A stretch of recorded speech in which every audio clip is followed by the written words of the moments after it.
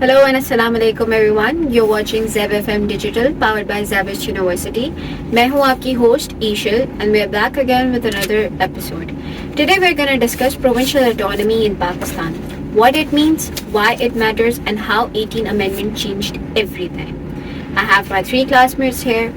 Assalamu alaikum. Walaikum Assalam. Please introduce yourself.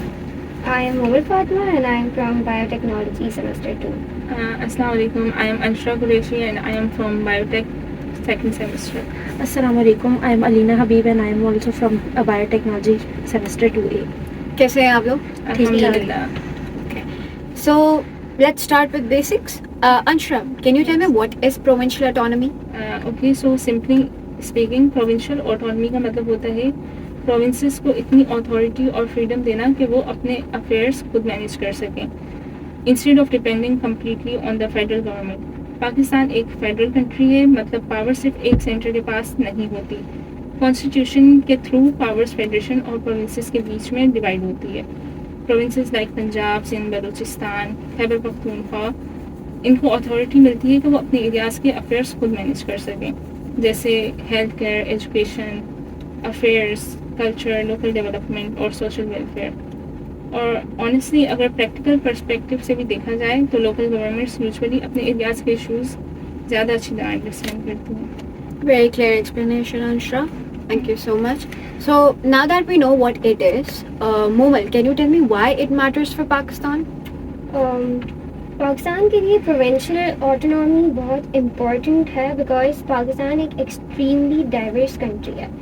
यहाँ different languages हैं, different traditions हैं, different culture है, different economic conditions है. हर province की अलग इकोनॉमिक कंडीशन है. Like if we talk about Balochistan के इश्यूज़ कम्प्लीटली डिफरेंट हो सकते हैं पंजाब और सिंध के मुकाबले में. अब अगर एक सेंट्रलाइज गवर्नमेंट हर प्रोविंस के लिए सेम पॉलिसीज़ बनाएगी तो ऑब्वियसली हर रीजन की नीड इतनी प्रॉपर्ली फुलफिल नहीं हो सकेगी. तो प्रोविंशियल ऑटोनॉमी प्रोविंसेस को ये फ्रीडम देती है कि वो अपनी नीड्स को अकॉर्डिंगली पॉलिसीज़ बना सकें और उसको अप्लाई कर सकें. लाइक एक प्रोविंस एजुकेशन पे फोकस कर सकता है, एक हेल्थ केयर पे फोकस कर सकता है, इंफ्रास्ट्रक्चर या एग्रीकल्चर को प्रायोरिटी दे सकता है, और डेमोक्रेसी भी स्ट्रांग होती है और इससे लोगों के अंदर पॉलिटिकल पार्टिसिपेशन भी इंक्रीज़ होती है. अगर प्रोविंशियल गवर्नमेंट अलग अलग है, लोकल तरीके से पीपल जो और इंगेज हो जाते हैं. जब प्रोविंसेस फील करते हैं कि उनकी गवर्नमेंट्स एक्चुअली डिसीजन मेकिंग कर सकती हैं तो पब्लिक भी सिस्टम के साथ ज़्यादा कनेक्टेड फील करती है. स्पेशली जो छोटे प्रोविंसेस हैं उनके लिए इमोशनली और पॉलिटिकली बहुत इम्पॉर्टेंट है बिकॉज हिस्टोरिकली उनको लगता है कि उनके राइट्स और रिसोर्सेज को इग्नोर किया जा रहा है. लेकिन जब प्रोविंशियल ऑटोनॉमी के ज़रिए उनको इक्वल रिप्रेजेंटेशंस और इक्वल राइट्स मिल रहे हैं तो उनको अपनी इम्पोर्टेंस फील होती है. Thank you so much, Momal. Very interesting point about including the small provinces. I feel like this is something that most people don't always think about. So now that we know that provincial autonomy is really important for Pakistan, Alina, can you give us some history?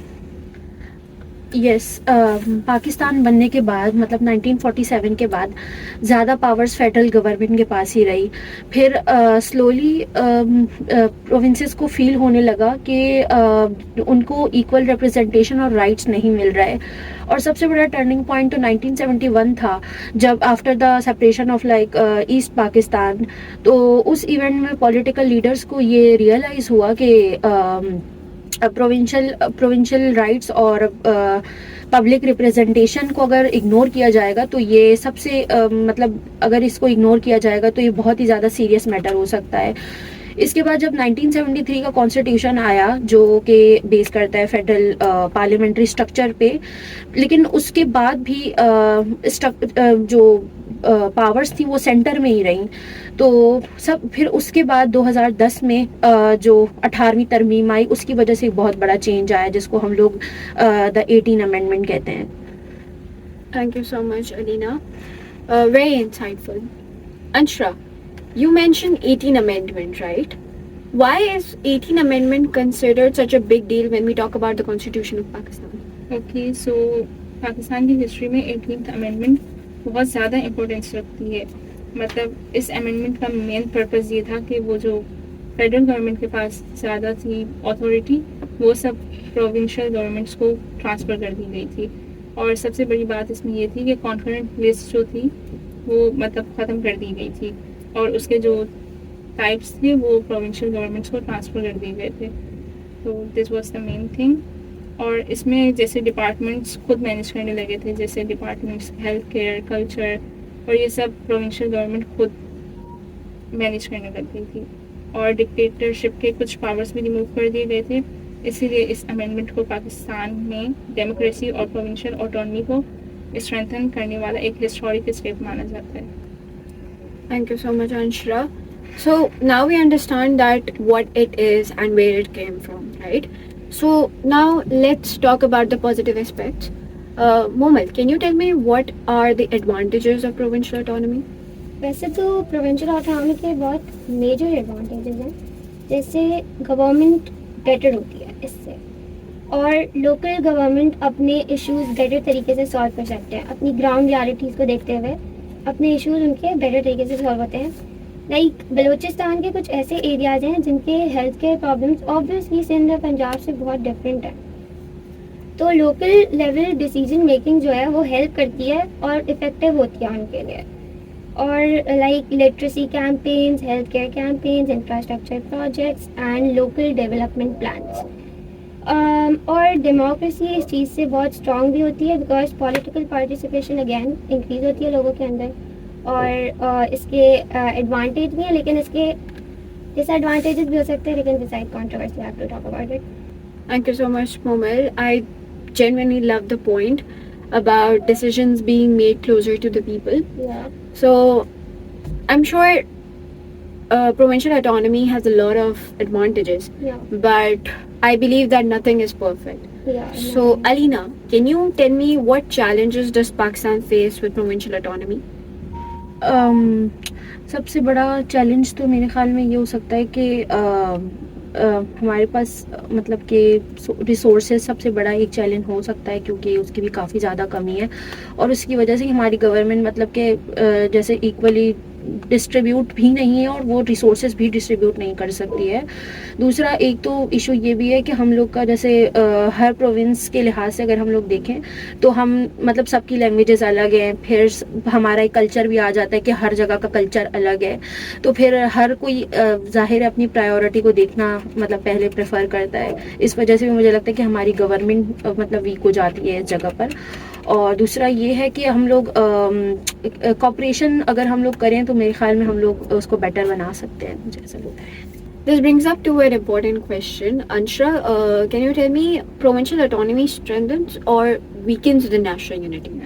I think provincial autonomy strengthens because اگر provincial autonomy national unity کو بڑھاتی ہے اگر وہ صحیح سے implement کی جائے تو. اگر وہ صحیح سے امپلیمنٹ نہیں ہوگی تو اس کے کانسیکوینسز الگ ہوں گے. یونٹی کا مطلب یہ نہیں ہوتا ہے کہ صرف ایک سینٹر آپ کو کنٹرول کر رہا ہے اور وہی آپ کو سب کچھ کر کے دے رہا ہے, یہ نہیں ہوتی یونٹی کا مطلب. ریئل یونٹی تب ہوتی ہے جب ہر پروونسز اپنا پارٹ صحیح سے کریں, مطلب اس کی آئیڈینٹی, کلچر اور رائٹس کو رسپیکٹ دیا جا رہا ہے ہر کلچر کو. اور پرابلم یوزولی پولیٹیکل کانفلکٹ سے آتے ہیں, انفیئر ریسورسز سے آتے ہیں, یا پھر پور گورننس کی وجہ سے آتے ہیں. پروونشل آٹونومی خود ایشو کبھی بھی نہیں بنتی, اور in fact stronger provinces make stronger Pakistan. Provincial autonomy diversity کو پروموٹ کرتا ہے while keeping the federation respected and united. اور جب لوگوں کو انکلوژن فیل ہوتی ہے تو ٹرسٹ اور اسٹیبلٹی نیچرلی انکریز ہوتی ہے as well. Thank you so much, Anshra. The sentence that you said that stronger province contribute to a stronger Pakistan. I feel like بہت سارے لوگوں کو یہ sentence کہنا چاہیے اور سننا بھی چاہیے. So let's make this practical, Momal. Can you tell me what steps can improve provincial autonomy in Pakistan? Okay, so if we talk about in future, تو بات ہوتی ہے 18ویں ترمیم کی جو ابھی پاس نہیں ہوئی, اور بولا جا رہا ہے کہ یہ بل پاس ہوگا, لیکن اس بل میں ایسا ہے کہ جو پروونشل آٹونومی ہے وہ واپسی فیڈرل کے پاس جائے گی, ابھی لاسٹ کلاس میں مس نے ہمیں یہی بتایا کہ جو ہے واپسی فیڈرل کے پاس چلی جائے گی ساری پروونشل آٹونومی. لیکن 18ویں ترمیم یہ کہتی ہے کہ پروونشل آٹونومی پروونسز کے پاس ہے اور وہ اپنی پاورز کو ایگزیکٹلی کر سکتے ہیں اپلائی. تو بات کرتے ہیں فیوچر کی. تو فیوچر میں پروونشل آٹونومی ایک بیٹر گورننس بنا سکتی ہے. دوسرا یہ کہ میرے خیال میں پاکستان کے فیوچر میں پروونشل آٹونومی کا رول بہت امپورٹنٹ ہے. ہر پروونس کی ایشوز ڈفرینٹ ہیں. لوکل گورنمنٹس پرابلمس کو اچھی طریقے سے سالو کر سکتی ہیں آگے جا کے, اور اگر لوگوں کی یونٹی ہے تو سب کچھ ہو سکتا ہے ساتھ میں. اور پروونشل آٹونومی پولیٹیکل ٹینشنس کو بھی ریڈیوس کرتی ہے کہ اگر فیڈرل اور پروونشل میں مسئلہ ہے تو CCI امپروو کرائے گی. CCI اس کو بولے گی کہ بھائی جو ہے آپ لوگ اپنا کانفلکٹ جو بھی ہے اس کو سالو کریں. وہ سالو کرائے گی پروونشل اور فیڈرل کے بیچ میں. دوسرا پروونشل آٹونومی جو ہے پاورس کے ساتھ اکاؤنٹیبلٹی اس کی بہت ضروری ہے. اگر ٹرانسپیرنسی اور گڈ گورننس ہو تو پروونشل آٹونومی اسٹرانگ ڈیموکریسی اور بیٹر ڈیولپمنٹ میں امپورٹنٹ رول پلے کرتی ہے. تو اٹس لائک کہ فیوچر میں ہو سکتا ہے کہ بل پاس ہو جائے اور اس طرح سے فیڈرل کے پاس چلا جائے, لیکن ہمیں نہیں پتا کہ کیا ہوگا فیوچر میں. لیکن اسٹل ہم 18ویں ترمیم کے ساتھ چلیں گے اور فیوچر کا بھی ہم کچھ کہہ نہیں سکتے. آئی تھنک بالکل ٹھیک بات ہے, فیوچر کا ہم کچھ کہہ نہیں سکتے, بٹ ایک ٹرسٹ تو رکھ سکتے ہیں, because without trust no system works, right? Trust رکھ سکتے ہیں. Thank you so much guys for coming here. Any key takeaway messages? Yes I will give take away message. میرا میسج یہ ہے کہ پاکستان ایک مطلب کہ ڈائیورس کنٹری ہے, تو اس میں یہ ہو سکتا ہے کہ ہر پروونس کی لینگویج, کلچر, اکنامی اور چیلنج الگ ہے, تو سینٹرلائز پالیسیز سب فٹ نہیں ہوتی ہیں. اسی لیے آٹونومی سے ہر پروونس اپنی پرائیورٹی سیٹ کر سکتا ہے اور اس سے اسمالر پروونسز کو ایکول ریپرزنٹیشن اور ٹرسٹ بھی ملتا ہے. Okay, so my key takeaway is the 18th Amendment. The 18th Amendment strengthened democracy by giving more authority to provinces.